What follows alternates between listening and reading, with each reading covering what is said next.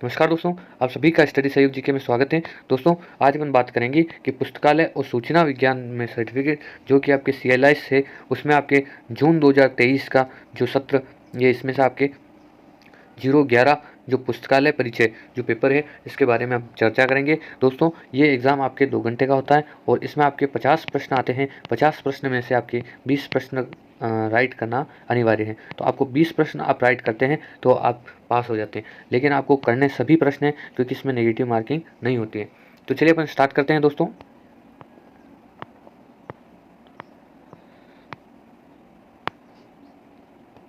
पहला प्रश्न है, लाइब्रेमेट्री शब्द गढ़ा गया है। तो इसमें आपके पहले में आंसर आएगा पहला, तो इसमें आएगा फर्स्ट आएगा कि SR रंगनाथन द्वारा ये गढ़ा गया था। फिर दूसरा है, आज़ादी से पहले भारत के राष्ट्रीय पुस्तकालय का क्या नाम था। तो इसमें आपके आज़ादी से पहले भारत में राष्ट्रीय पुस्तकालय कौन सा था, तो दूसरा आएगा यानी कलकत्ता लाइब्रेरी, पब्लिक लाइब्रेरी।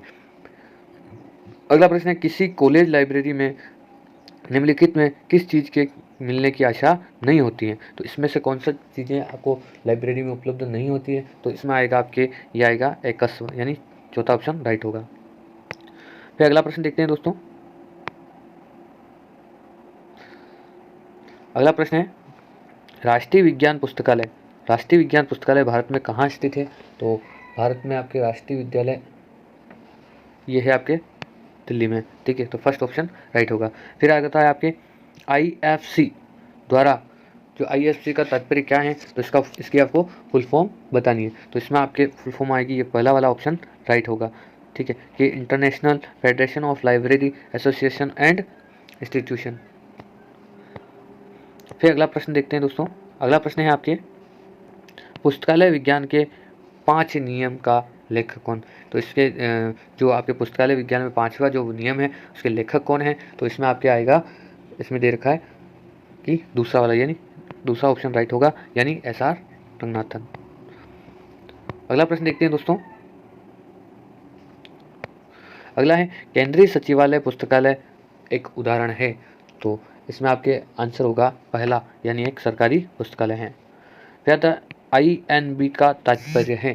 तो INB का तात्पर्य क्या है, तो इसमें आएगा तीसरा ऑप्शन, यानी इंडियन नेशनल बिब्लियोग्राफी। तो अगला प्रश्न देखते हैं दोस्तों। अगला प्रश्न है, अगला 9वां प्रश्न है आपके कि ISSN में कितने अंक होते हैं। तो इसमें आपके आंसर है पहला वाला, यानी 8 अंक होते हैं। SR रंगनाथन द्वारा बताए गए पुस्तकालय विज्ञान के नियमों में से निम्नलिखित में से नियम पुस्तकालय में संबंधित हैं। तो इसमें आपका आएगा 10 में आएगा चौथा, यानी 5वां नियम। फिर अगला प्रश्न देखते हैं। अगला प्रश्न है, बुक कार्ड में होता है। तो बुक कार्ड में क्या होता है, तो इसमें आएगा ये सभी, यानी चौथा ऑप्शन राइट होगा। रीडर्स टिकट में निम्नलिखित में से कौन सी सूचना नहीं होती है। तो कौन सी सूचना नहीं होती है, तो इसमें आएगा दूसरा, यानी अवाप्य क्रमांक। अगला प्रश्न देखते हैं दोस्तों। अगला प्रश्न है, तकनीकी विभाग का प्रमुख कार्य है। तो तकनीकी विभाग का प्रमुख कार्य क्या है, तो इसमें आएगा तीसरा ऑप्शन, यानी पुस्तकों का वर्गीकरण और सूचीयन। अगला है, पार्लियामेंट लाइब्रेरी इंडिया वर्ष में स्थापित हुई थी। तो पार्लियामेंट लाइब्रेरी कौन से इंडिया में कौन से वर्ष में स्थापित हुई थी, तो इसमें आएगा 1921, यानी चौथा ऑप्शन राइट होगा। अगला आता है, ड्यू डेट स्लिप का मानक आकार होता है। तो ड्यू डेट स्लिप का मानक आकार क्या होता है, तो 6 इंच इंटू 4 इंच। अगला प्रश्न देखते हैं। अगला प्रश्न है, पुस्तकालय का कौन सा विभाग मानव शक्ति अभिलेखों की देखरेख करता है। तो इसमें आएगा आपके चौथा ऑप्शन, यानी प्रशासन विभाग, यानी चौथा ऑप्शन। कहता है, निम्नलिखित में से कौन सा सेल्फ रेक्टिफिकेशन का कार्य नहीं है, ठीक है। तो रेक्टिफिकेशन का कार्य कौन सा नहीं है, तो इसमें आएगा आपके पहला वाला, यानी पुस्तकों एवं पत्रिकाओं का संग्रहण। अगला प्रश्न देखते हैं दोस्तों। अगला है, निम्नलिखित में से कौन सा सूचना का द्वितीय स्रोत नहीं है। तो कौन सा इसमें द्वितीय स्रोत नहीं है, तो इसमें आएगा आपके दूसरा ऑप्शन, यानी एकस्व, यानी ये नहीं है। अगला प्रश्न देखते हैं दोस्तों। अगला है, निम्नलिखित में से किसने भारत में खुली पहुंच अवधारणा दी। तो इसमें आएगा 19वें में प्रश्न आएगा चौथा, यानी SR रंगनाथन है।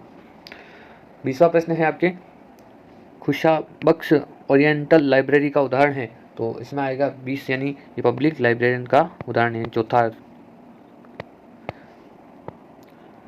अगला प्रश्न है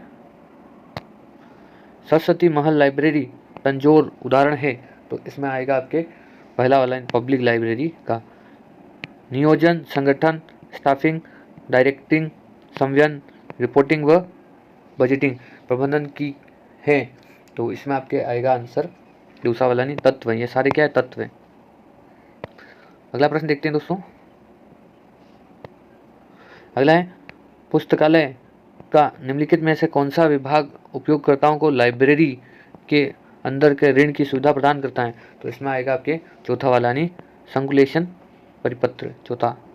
अगला है पुस्तकालय की स्थिति समिति किस श्रेणी में आती है, तो स्थायी समिति। पुस्तकालय की स्थायी समिति किस श्रेणी में आती है, तो इसमें आएगा आपके पहला, यानी तदित समिति। अगला प्रश्न देखते हैं दोस्तों।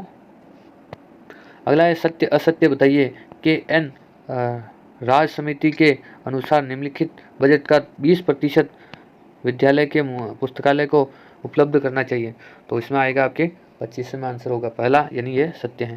पहला सत्य असत्य बताइए पुस्तकालय एक सांस्कृतिक संस्था है जिसे समाज द्वारा आकार दिया जाता है, तो इसमें आएगा आपके पहला वाला, ये भी सत्य है। अगला प्रश्न देखते हैं दोस्तों। अगला है सत्य और सत्य बताइए जो राजस्थान सरकार ने सार्वजनिक पुस्तकालय अधिनियम पारित किया गया था, ठीक है, तो इसमें कब पारित किया गया था, तो अब क्या आएगा पहला वाला, यानी ये सत्य है। फिर आता है memorial Nehru memorial museum and library स्थित है, तो इसमें आएगा 28वें में आपके आएगा चौथा, यानी ये दिल्ली में आएगा। फिर अगला प्रश्न देखते हैं दोस्तों। अगला है कि निम्नलिखित में से कौन सा सूचना का प्राथमिक स्रोत नहीं है, तो इसमें 29वें में आएगा आपके तीसरा, यानी इंडेंटिंग एस्पेटिंग पिरियोडिकल। अगला प्रश्न देखते हैं दोस्तों।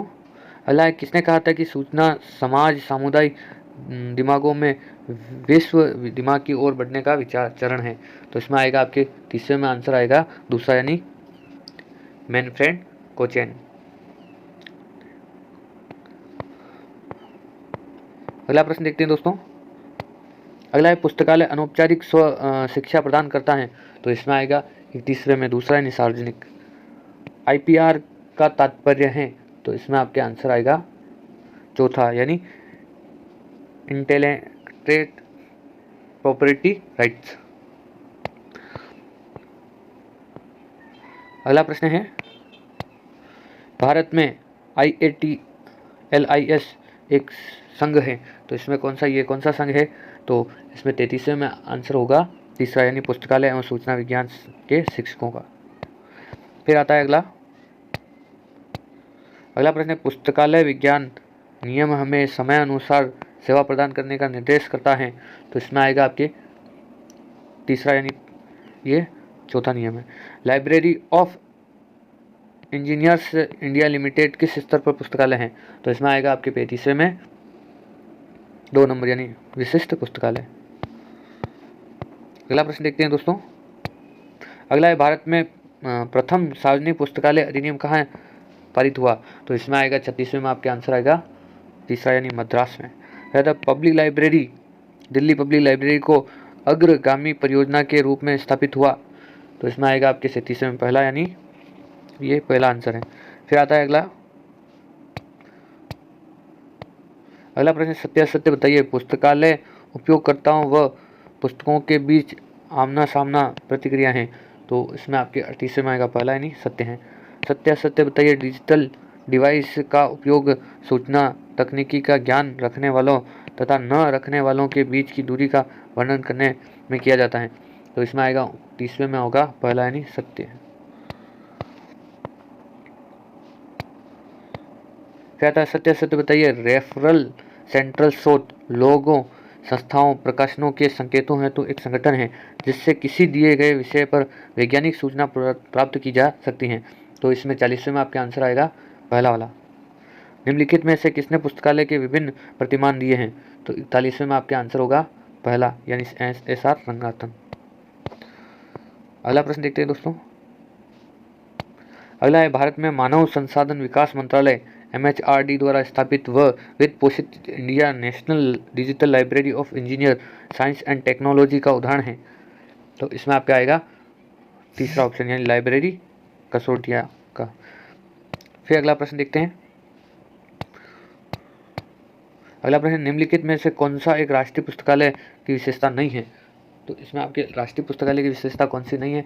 तो इसमें आएगा चौथा, यानी पुस्तकालय सेवा विकास का संबंध, अनुसंधान व विकास। IFCA का मुख्यालय स्थित है। तो इसमें आएगा आपके 44 में तीसरा, यानी हैंग में। अगला प्रश्न देखते हैं।